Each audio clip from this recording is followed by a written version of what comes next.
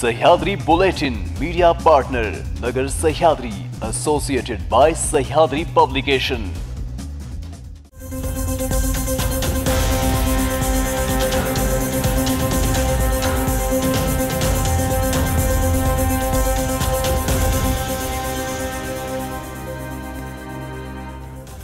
नमस्कार, मी मानसी। न्यूज 24 सह्याद्री मध्ये तुमचं स्वागत। पाहूयात राज्यातील महत्त्वपूर्ण बातम्यांचा आढावा सह्याद्री बुलेटिन मध्ये। लोकसभेच्या राज्यातील अखेरच्या टप्प्यात बुधवारी पंतप्रधान नरेंद्र मोदी यांच्या ठाणे जिल्ह्यातील कल्याण व नाशिक जिल्ह्यातील पिंपळगाव बसवंत येथे सभा झाल्या, तर मुंबईतील घाटकोपरमध्ये त्यांनी रोड शो केला। नकली शिवसेना आणि नकली राष्ट्रवादी काँग्रेसमध्ये हिम्मत असेल तर त्यांनी काँग्रेसचे शहाजादे राहुल गांधी यांच्या तोंडातून स्वतंत्रवीर विनायक दामोदर सावरकर यांच्याबद्दल 5 गैरवाक्ये वदवून घ्यावी असे आवाहन मोदी यांनी कल्याणमधील सभेत दिले। तर नाशिकच्या सभेत त्यांनी कांदा आणि द्राक्ष पिकांच्या मुद्द्याला हात घालत ऑपरेशन ग्रीन पुन्हा राबविणार असल्याची घोषणाही केली। मोदी सरकारने कधीच कुणाला धर्म विचारला नाही आणि धर्माच्या नावावर योजना राबवल्या नाहीत। मुसलमानांशी आपले नाते घट्ट आहे आणि मतांसाठी आपण काम करत नाही असे पंतप्रधान नरेंद्र मोदी आपल्या भाषणात सांगतात। तर हेच पंतप्रधान नरेंद्र मोदी यांनी आज पुन्हा जाहीर सभेत राम मंदिर आणि मुस्लिम द्वेषावर भर देऊन लोकांची दिशाभूल करण्याचे केविलवाना प्रयत्न करतात। आता देशातील जनता नरेंद्र मोदींच्या भूमिकेला बळी पडणार नाही अशी घणाघाती टीका महाराष्ट्र प्रदेश काँग्रेस कमिटीचे अध्यक्ष नाना पटोले यांनी केले आहे। नरेंद्र मोदी हे पहिले असे पंतप्रधान आहे जे देशात विविध जाती धर्मावरील ऐक्य निर्माण करण्याऐवजी अंतर कसे वाढेल अशी भूमिका घेतात, असा घणाघाती टीका काँग्रेस राष्ट्रवादी शरदचंद्र पवार पक्षाचे अध्यक्ष शरद पवार यांनी पंतप्रधान नरेंद्र मोदी यांच्यावर केली। आज दिंडोरीतील वणी येथे महाविकास आघाडीचे अधिकृत उमेदवार भास्कर भगरे यांच्या प्रचारार्थ शरद पवार यांची जाहीर सभा पार पडली। त्यावेळी शरद पवार बोलत होते। मुंबईला आर्थिकदृष्ट्या कमजोर करण्याचा भाजपाचा प्रयत्न आहे असा आरोप आमदार आदित्य ठाकरे यांनी बुधवारी उद्धव सेनेचे मुंबई दक्षिण मध्यचे उमेदवार अनिल देसाई यांच्या प्रचार सभेत केला। त्याचवेळी एकीकडे घाटकोपर येथील होर्डिंग घटनेतील नातेवाईक शोक करत असताना पंतप्रधान नरेंद्र मोदी यांनी याच भागात रोड शो करत संवेदना नसल्याचे दाखवून दिले अशी टीका विधान परिषदेतील विरोधी पक्षनेते अंबादास दानवे यांनी केली आहे। पंतप्रधान नरेंद्र मोदी यांची कल्याणमध्ये सभा पार पडली। या सभेत नरेंद्र मोदी यांनी देशातील तरुणांना महत्त्वाचं आवाहन केलं। आपण पुढच्या 100 दिवसाचं प्लॅनिंग करून ठेवतो, पण देशातील तरुणांनी आपल्याला 125 दिवसात काय काय करता येऊ शकतं याचा प्लॅन सुचवण्याचा सल्ला पंतप्रधान नरेंद्र मोदी यांनी तरुणांना दिला आहे। तरुण पिढी ही हुशार आहे, तरुणांच्या विचारांमध्ये नाविन्य आहे, त्यामुळे अशा नाविन्यपूर्ण प्लॅनिंग आणि विचार आपल्याला पाठवण्याचं आवाहन पंतप्रधान नरेंद्र मोदी यांनी केलं आहे।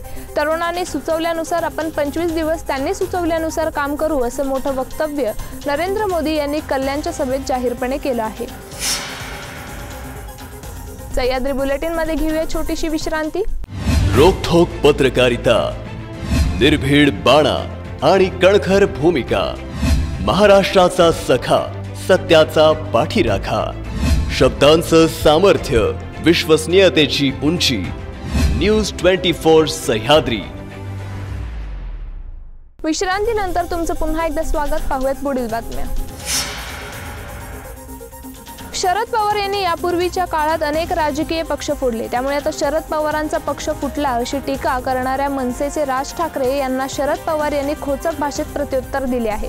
यावेळी राज ठाकरे यांनी केलेल्या टीकेचा मुद्दा उपस्थित करण्यात आला। त्यावर शरद पवार यांनी म्हटले की महाराष्ट्राच्या राजकारणात सध्या राज ठाकरे यांचे नक्की काय स्थान आहे हे माहीत नाही। मी ऐकलं आहे की नाशिक हा त्यांचा बालेकिल्ला आहे, पण हल्ली ते नाशिकमध्ये दिसत नाही। या 2 वाक्यांच्या पलीकडे शरद पवार यांनी राज ठाकरे यांच्याबद्दल बोलणे टाळले आहे।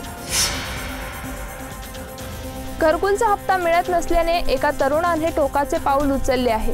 या तरुणाने पंचायत समितीत स्वतःला पेटवून घेण्याचा प्रयत्न केलाय। गेल्या अनेक दिवसापासून घरकुल करीत असलेला हप्ता मिळत नसल्यानं या तरुणाने काल यवतमाळ जिल्ह्यातील आर्णी पंचायत समितीमध्ये स्वतःला पेटवून घेण्याचा प्रयत्न केला। मात्र गटविकास अधिकारी RR खरोडे यांनी वेळीच हस्तक्षेप करून हा सर्व प्रकार रोखत या युवकाची समजूत काढली।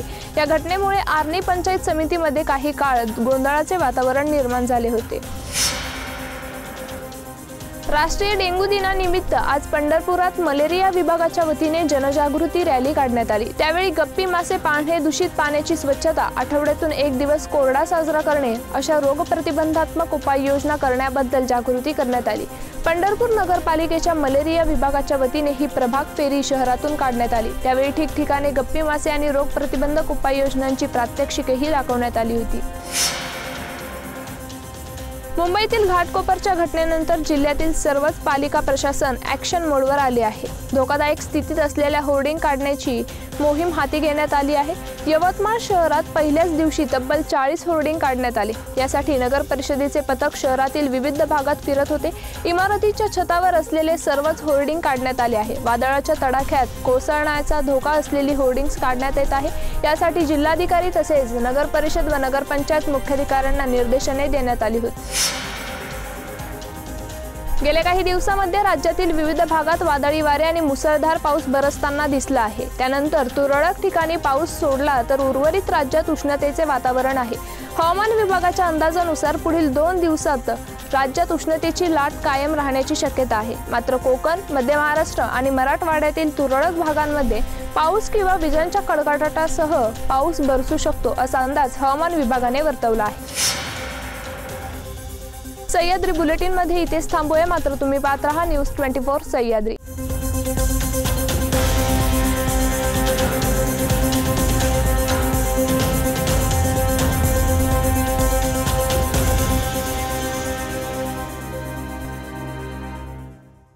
शब्दांचं सामर्थ्य, विश्वसनीयतेची उंची, न्यूज 24 सह्याद्री।